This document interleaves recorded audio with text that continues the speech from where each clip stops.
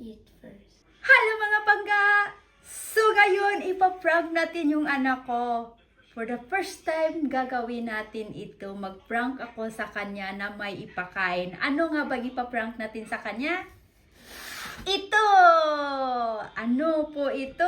Alam niyo ba kung ano ito? Ito po ay watermelon. So, yung anak ko ipaprank natin sa pagkain na never pa niyang nakain. Never pa niyang nakain sa buong buhay niya. Pero, nakatikim-tikim na siya ng mga ganito pa konti-konti. Kasi pag bumibili ako ng ganito, pag summer, pinatikim-tikim ko talaga siya.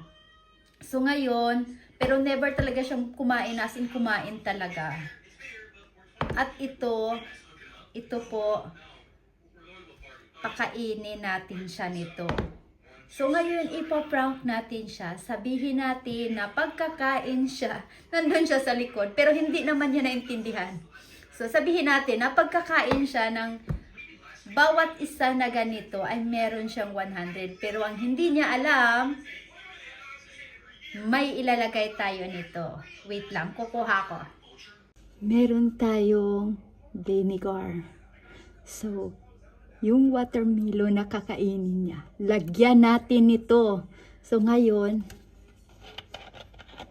hindi lang natin ipakita sa kanya. Nandun kasi siya sa likod ko. So, ngayon, maglagay tayo ng konti dito. Tapos, so, ito na po, nakuha ko na.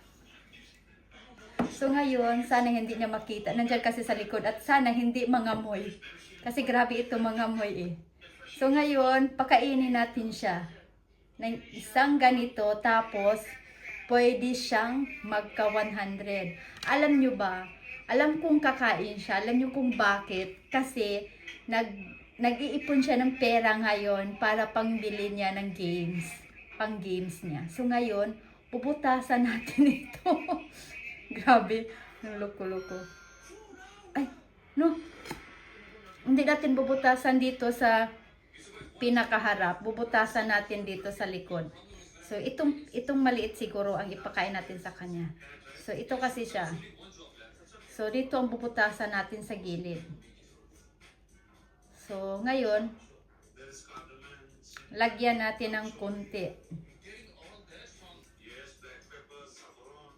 So ngayon, ito na. Sana hindi niya maamoy. Sana hindi niya maamoy ito.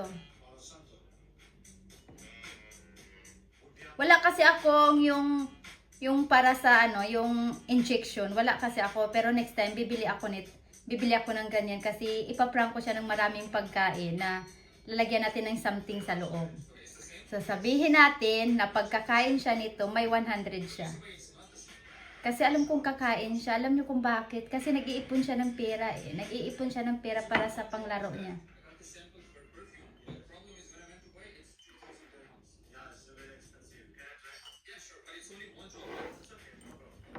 So, damihan natin sana.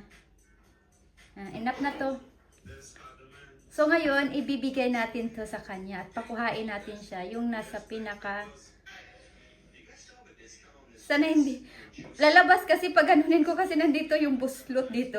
So ngayon, ganyan natin. So ngayon, ipakuha natin sa kanya ito.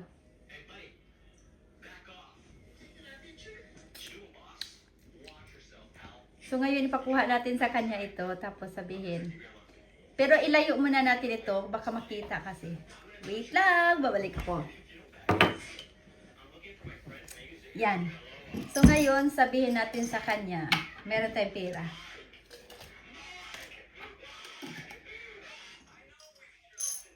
So ngayon, come here anak. Now if you eat, you get a 150. 150? Yes. 150. Just you get later. Wait. Okay, 200. Okay. Just sit there. Okay. You Now. eat first. You eat first. Ikisukol siya. What you eat first? Why did you eat that? I wanted that. Dito makikita nyo na nagsasalita kami ng language dito kasi nga yun yung ginagamit namin araw-araw. Ay talagang halos mag-aaway na kami nito.